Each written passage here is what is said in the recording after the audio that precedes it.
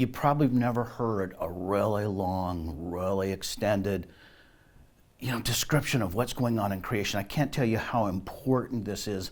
Aristotle's got this proverb that he's quoting already in the 4th century BC.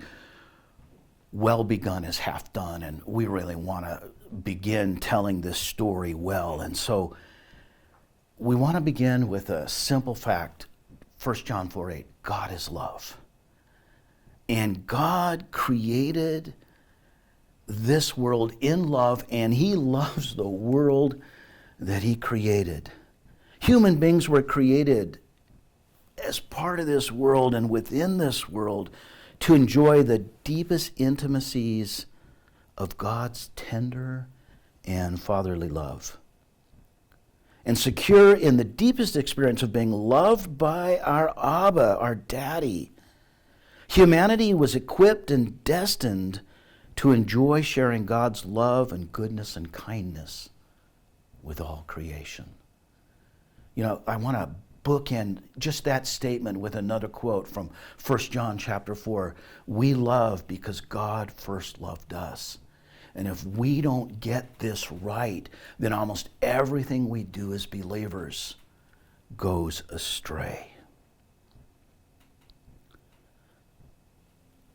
So God created this world, and he created us in love. And Genesis chapter 1, 2, and 3 can be read pretty closely and can give us a great understanding and some real guidance. By the way, if you think I'm overblowing this, there are over 100 places in the Bible that go back to Genesis chapter 1, 2, and 3. This is absolutely foundational thinking for the people of Jesus' day. When God creates the world, and he creates the Garden of Eden within that world, and by the way, the Garden of Eden, it's the Garden of Pleasure. We don't usually translate that Hebrew. It's the Garden of Pleasure. It's a place where God is going to show up, and he is going to give pleasure to all of creation because he is present with creation. The Garden of Eden was his temple. That's a big idea. It's probably one you haven't heard it before. Old Testament scholar John Walton, professor at Wheaton, he's got some great stuff, and just check out his books where he talks about the lost world of, and you can verify this. It's a great series for you to begin with as you think about. God creates his temple, Eden, and he places his image in the temple. This is what all ancient Near Eastern deities did. This is the expectation of the culture, and they get it from somewhere. They get it from God because God did it first. God creates his temple. He puts his image in the temple. And Genesis 1:26-28 tells us that God's image and likeness is relational. It's not solitary. That passage begins, "Let us make male and female in our image."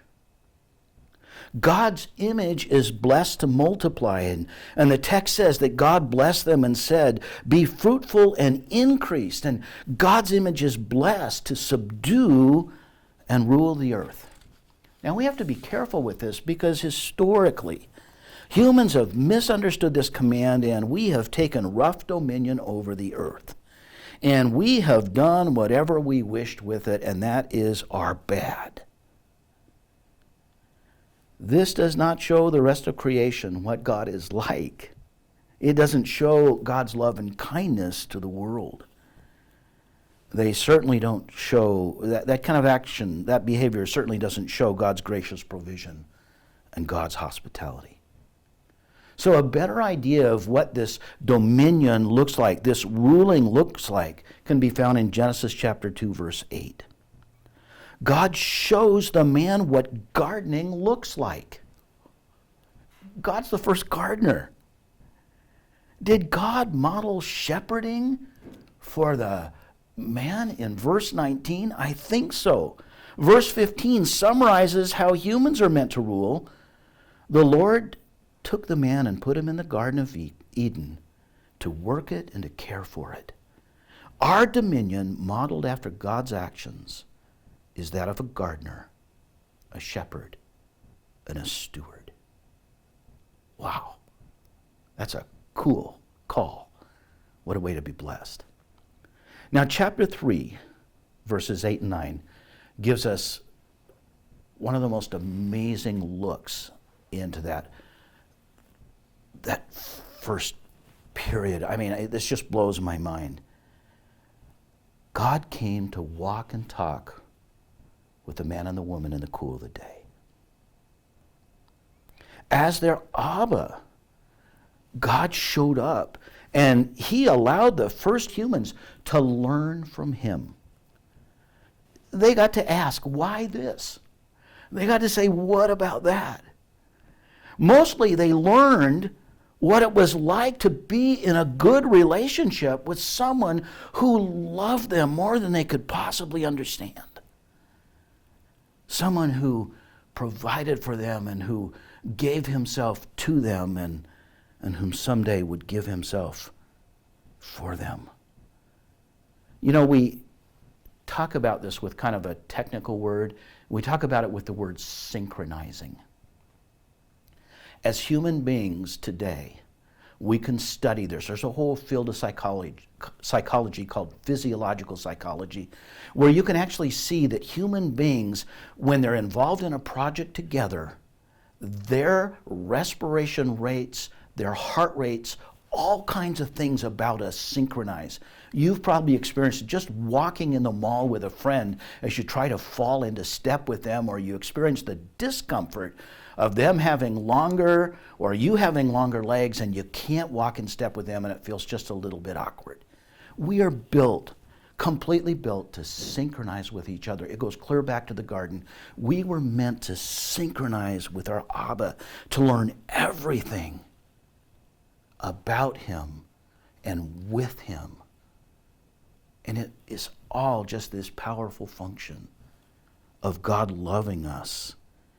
This is how we actually gain our identity, is someone loves us and we find ourselves beloved and we come to know ourselves as special and wonderful and beloved through the eyes of another.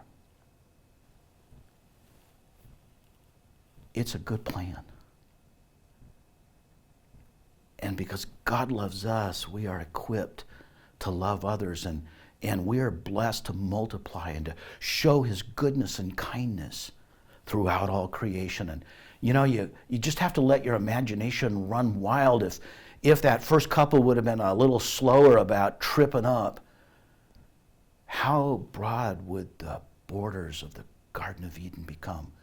You know, could the garden have reached around the face of the earth? Is that too much for our imaginations?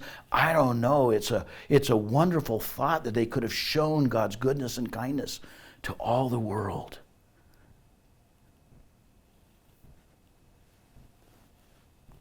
Take this as a really practical application of the first C. We are created to walk with God.